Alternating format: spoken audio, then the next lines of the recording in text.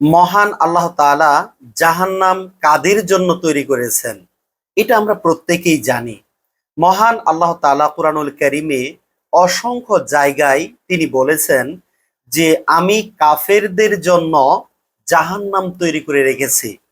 আর যারা ঈমান এনেছে, যারা সৎ কাজ করেছে, আল্লাহ তাআলাকে ভয় করে চলেছে, তাদের জন্য প্রস্তুত করে রেখেছেন জান্নাত।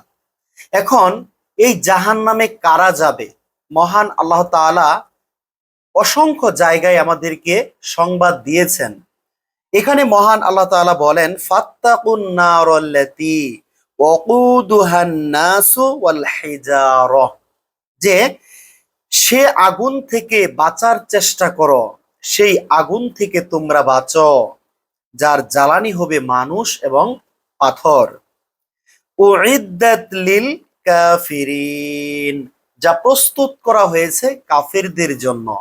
তার মানে জাহান্নাম কাফেরদের জন্য প্রস্তুত করে রাখা হয়েছে, আর জাহান্নামে কাফেররাই যাবে। মহান আল্লাহ তাআলা এখানে স্পষ্টভাবে আমাদেরকে জানিয়ে দিয়েছেন। আজ পৃথিবীতে যারা কাফের, তাদের সাথে আমাদের আচরণ, উঠা বসা, খাওয়া দাওয়া, এগুলো কেমন হবে?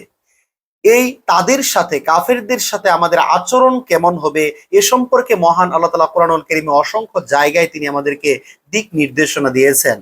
যে তিনি অসংখ্য জায়গায় বলেন, হে ঈমানদারগণ, তোমরা কাফেরদেরকে বন্ধুরূপে গ্রহণ করো না, কাফেরদেরকে বন্ধুরূপে গ্রহণ করো না। আজ আমরা বর্তমান সময়ে কাফেরদেরকেই বন্ধুরূপে গ্রহণ করে থাকি।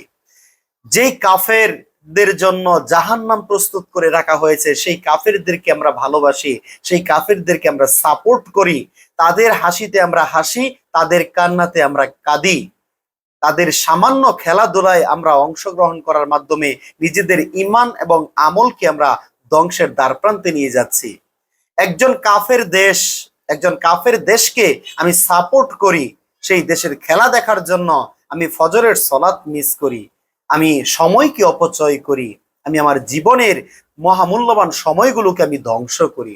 এগুলোর জন্য অবশ্যই আমাকে আপনাকে প্রশ্নের সম্মুখীন হতে হবে। কোনো মতেই, কোনো কারণেই কাফেরদেরকে সাপোর্ট করা যাবে না।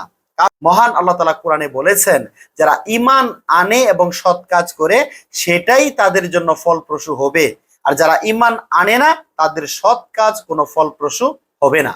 তাই সম্মানিত ভাই বোন, কাফেরদেরকে সাপোর্ট করার ক্ষেত্রে আসুন আমরা সাবধানতা অবলম্বন করি।